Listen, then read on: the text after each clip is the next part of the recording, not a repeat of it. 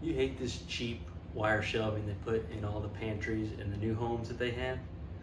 Well, the client that I just had hated it, so we got rid of it, ripped it right out. Let me show you what we did to upgrade that pantry, add storage, and even use this special German technique to give it a little bit of character. Check it out.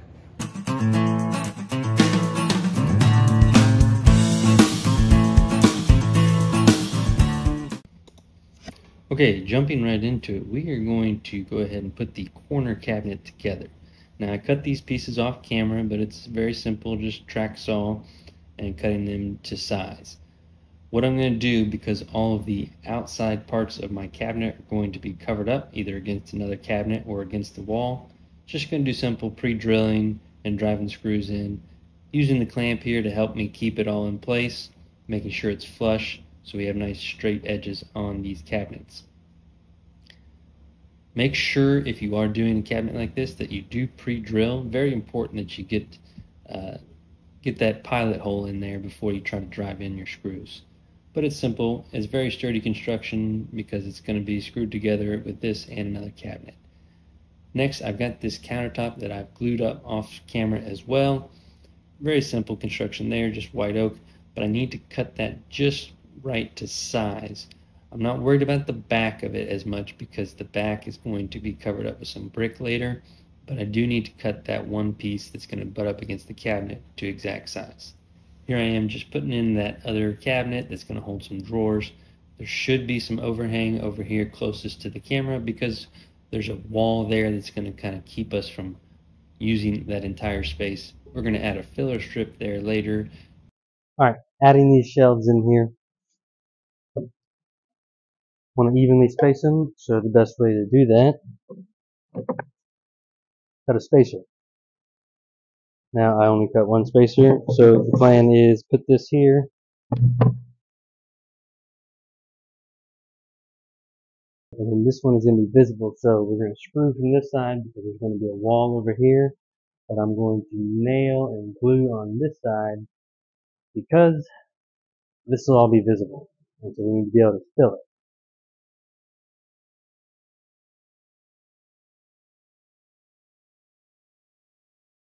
Glue on, smooth it out so it doesn't get too much spread.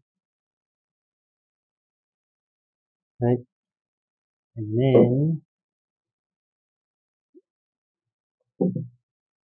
make sure that the side where we've already put the edge banding is facing forward. Tap it in. Just tap it in. Listen to Happy. Just tap it in, okay? Make sure you're using a rubber mallet and not a regular hammer because you don't want dents in your wood.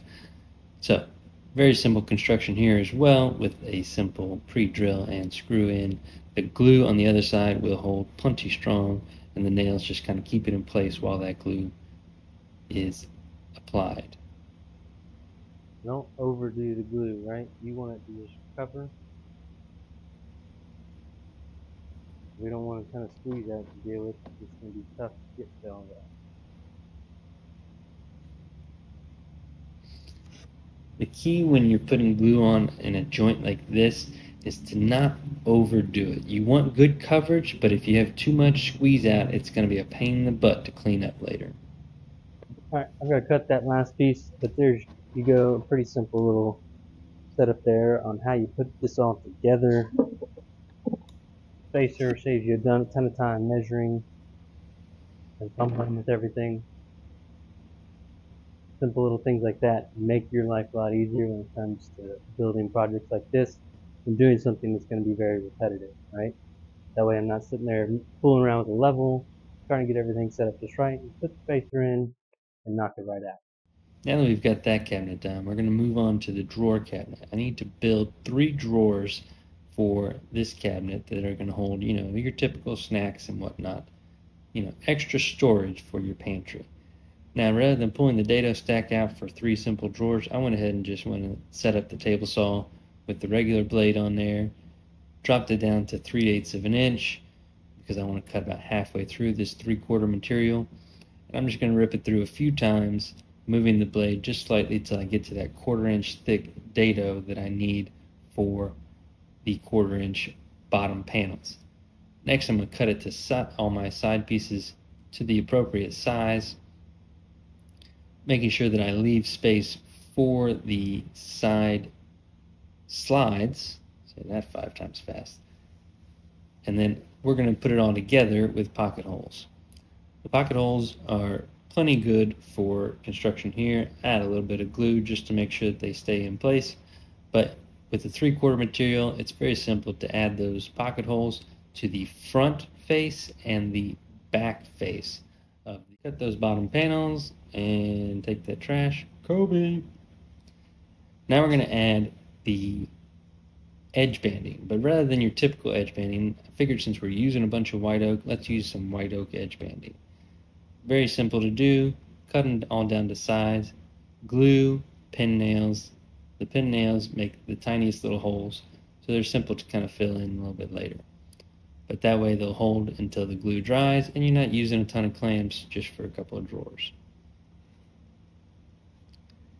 Assembly is simple.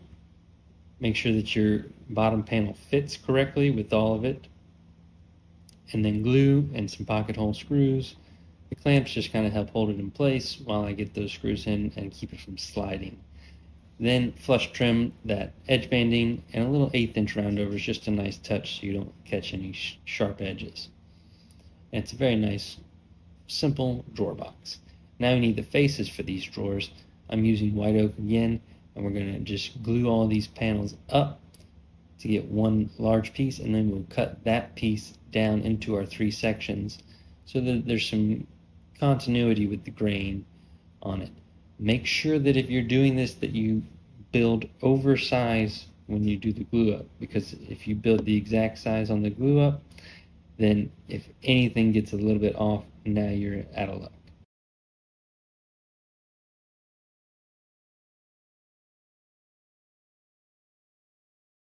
Alright, so we're creating a lazy Susan here. I had the CNC cut this out so that I have a nice little edge on the side there to keep things from falling off. But got to sink that piece down to go all the way through. So what I'm going to do is take the jigsaw. I'm going to cut as close as I can with this. Don't want to get obviously too close to that piece, but then I'll come back with the flush trim bit and we'll get that trimmed up. And it's just a matter of softening that edge and sanding everything smooth.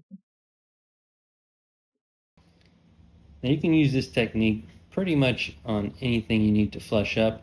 Cut the piece as close to the edge that you have, the clean edge that you want, and then as long as it's thin enough that you can run your flush trim router on there, it'll work just fine.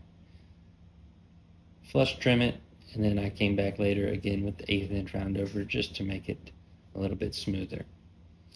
Now we're going to move on to the stain. This is Rubio Monocoat. Monocoat is a hard wax oil.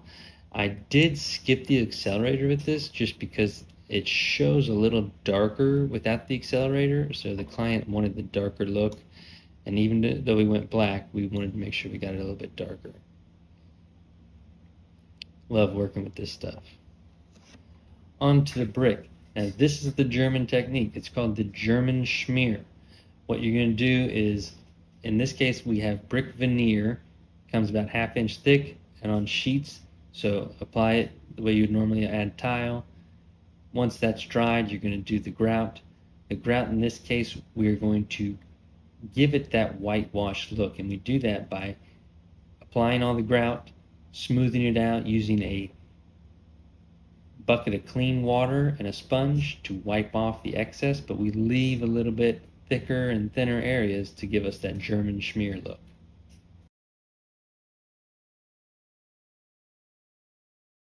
Hope you enjoyed that video. Maybe you learned something, picked up a little trick or a technique that maybe you can use on your next project. If you did, hit that like button, subscribe to the channel. Love to see you next time, Crafted in Florida.